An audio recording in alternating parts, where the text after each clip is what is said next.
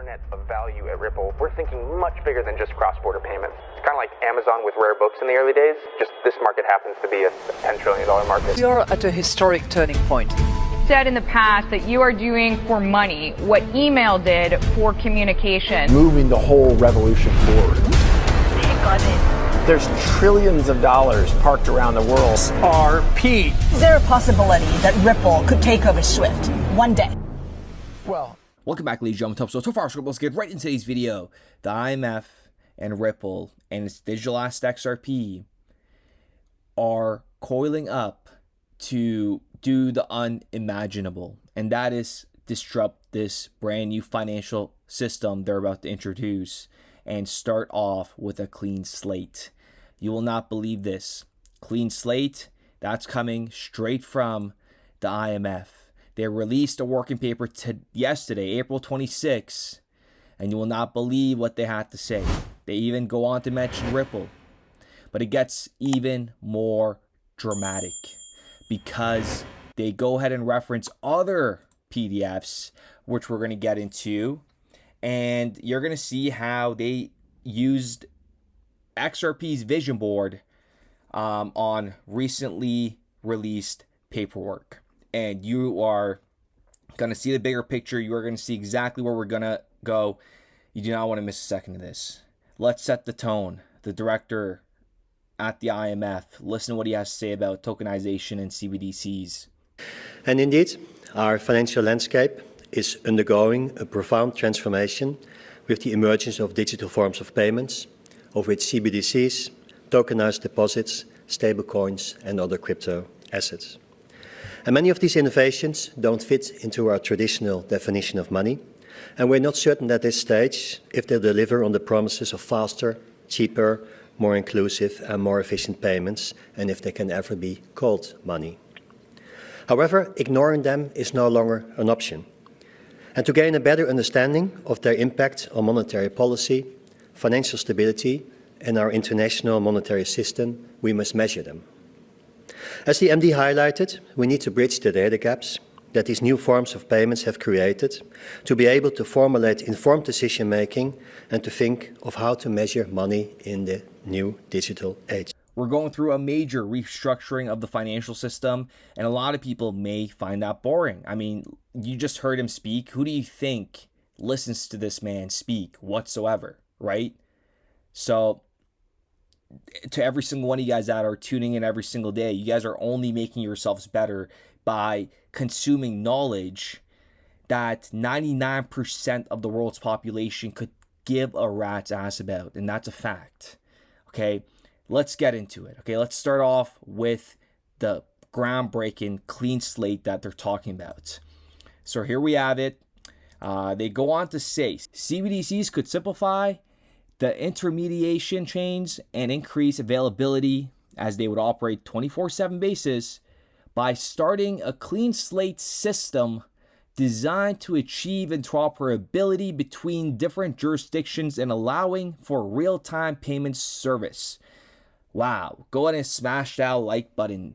By starting a clean slate system designed to achieve interoperability between different jurisdictions and allowing for a real-time payment service. One challenge is that cross-border transactions involving different CBDCs would require a common standard for interoperability, which needs to be developed. Oh no, it's April 26th. What's going on? And agreed upon by multiple central banks. And it's happening as we speak. The IMF is working on a concept for a global CBDC platform where central banks agree on a common regulatory framework for digital currencies to facilitate global interoperability. And let me know in the comments down below. This is going to come public in regards to Ripple IMF. This is all going to come public very soon. Do you guys think it's going to be made public with the integration and the IMF and all that good stuff? I mean, they're going to have to. They already are kind of slowly, but this is going to be a huge announcement.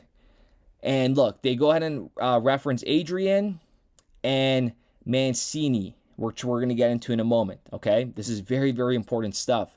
And going back to interoperability and connecting all economies together. Take a look at this collage. Daniel Eden. He talks about how they're only testing it with 3 economies. And then we have Swift CEO and Bank of America CEO talking about they're on the same algorithm in regards connecting 200 economies together and then solving the interoperability for CBDCs. And the head of the IMF currently talk about interoperability. Come on. 3 economies, Singapore, France, and Switzerland, and pooled their CBDCs in a common kind of offshore pool that was an automated market maker. And in that automated market maker, all the currencies could trade against each other. Interoperability of economies actually connect more than 200 countries, and particularly their payments and securities infrastructures with each other. The ability to enhance each other's understanding, the ability to connect the diverse economies, the 200 or so countries in the world, and make sure the payment system works for all different profiles of companies. And fairer, we need systems that connect countries. In other words, we need interoperability. We do want to have an open and interoperable system. Central bank digital currencies are not constructed to be interoperable. Interoperability between central bank digital currencies is very much there needs to be interoperability globally. And even in a world of CBDCs, you still need interoperability to solve. It has to work interoperably with anyone, anywhere. And fairer, we need systems that connect countries. In other words, we need interoperability. So at Ripple, what we are doing is focusing on building out that DLT international network. And to put the icing on the cake, they said that Ripple Labs has a cutting-edge CBDC platform. And that is coming from the IMF, and they're not talking about Bitcoin. They haven't mentioned Stellar. They haven't mentioned Algorand or Chainlink or Ethereum or any other digital asset in this 68-pager besides Ripple Labs has a cutting-edge Ripple CBDC platform. So take that, all you haters. Let's continue. There is no haters, honestly, watching that would have came this far into the video anyways. And if you are, wow, give me a hug. The rise of payments and contracting platforms. This is what they referenced, okay, which we're going to go ahead and let's take a look at it again. The rise of payments and contracting platforms. The technologies available for distributed validation are not especially scalable, efficient, or private. This is coming from the IMF. Proof of work, as used in Bitcoin, uses excessive energy. And proof of stake, such as in Ethereum, can be costly in terms of validation fees and remains relatively untested. And I don't want to hear anything at all in regards to Bitcoin, Ethereum, and Solana mainnets and their ledgers being used for payments. I don't care if USDC is doing it right now. That's great. Nothing has been gone full throttle yet.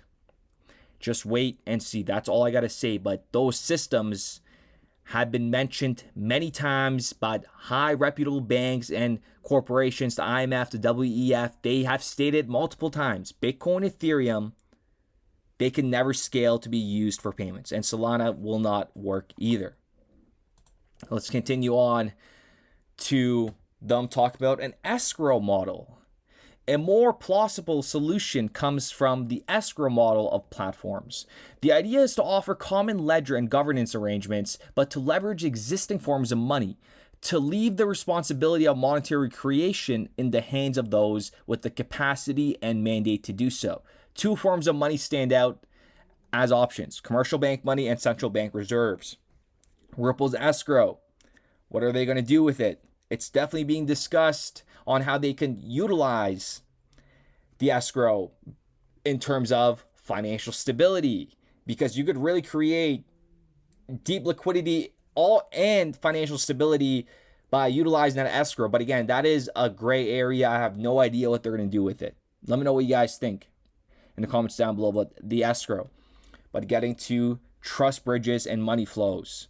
This is it. This is the bread and butter right here. And what more can we really say? This, I'm going to read out to you, is very recent.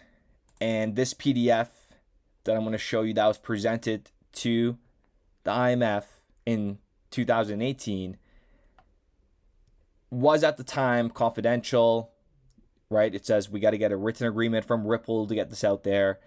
But listen to this, okay? Are you ready? Under extensions and further considerations for their new system, they still haven't designed it. However, another model is for the marketplaces to gravitate towards trading fewer currency pairs. For instance, a third currency, keep that in mind, a third currency, C currency, which we're going to call it. A could be USD, B could be whatever they want, Mexican pesos. A third currency, C currency, could become the vehicle currency on the marketplace. A vehicle currency that will move that value. In this case, person I would trade A currency for C currency through one market maker, which would then turn to another market maker to trade C currency for B currency. The additional step would occur on the marketplace and could reduce overall costs by trading more liquid currency pairs. The marketplace model can easily extend to multiple trades in a transaction chain. Importantly, each would be run competitively with open bidding for market making, as discussed earlier. And this is exactly what they mean. This is A, and this is going to be C, and this is B. So C is the vehicle currency, we're going to call it. So it's going to go from A to C and then C to B. This is exactly what they're telling you. You want me to? I'm going to read it again so you guys, this really sinks in. For instance, a third currency, C currency, would become the vehicle currency on the marketplace. Person I would trade A currency for C currency, while C currency would go back to B currency. Thank you for watching my presentation today. Do you guys have any questions? But do you guys see how this all correlates? And I mean, just at this point, I don't even need to read you this part. You know, they say, you know, three models arise when we talk about this: a private settlement asset marketplace such as Ripple and XRP.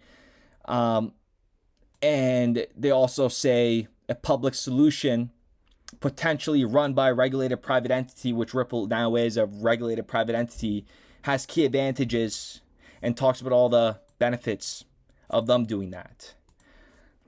So with that being said, ladies and gentlemen, I do appreciate every single one of you guys. Let me know what you guys think in the comments down below. It is insanity out here that people do not see this. We are going through a storm of fighting FUD and trying to spread the real truth behind what Ripple and XRP really is designed to do, right? And that is to move value. And people have not seen a utility token actually go full throttle and work. We haven't seen internet of value flow. And I can't stress that enough. Nobody has. They may have while they're testing it behind the scenes, but to scale value in the trillions, it's just like the internet, right? When we're sending emails, we're not seeing that, but there are millions of emails probably being sent and text messages that are being sent, but we're not seeing what's happening behind the scenes. And that's the same way it's going to play out for XRP. It's the amount of value that's going to be moved utilizing that digital asset, regardless of it being done in 3 seconds. That value could be, the sky's the limit. That's all I could say, okay? So with that being said, I do appreciate every single one of you guys. And with the FBI coming down on money transmitting services that are not licensed in the United States, and they kind of give the hint here, you know, the KYC in regards to if they don't collect KYC, you can't use it. So does that mean we can't use Ledger? which you guys know I've stopped using Ledger. But Ledger did try to get their customers, and that's why I stopped. They're like, I can't believe they introduced Ledger Recover to pretty much just give you a self-custody option through their platform that secures your identity, but you need to give them your personal information. I mean, that kind of defeats the whole purpose. So if you guys want up to $130 off your Descent wallet, which I have now been using, you will get redirected to my exclusive discount page, link in the description down below, and we'll be back with another video. We started building RippleNet with the thesis that crypto liquidity would eventually be able to support robust global payments, large payments. RippleNet was designed so that customers seeing the benefits of our fiat-based network could flip the switch to ODL once the market was mature enough. And this is exactly what's happening. Flip the switch.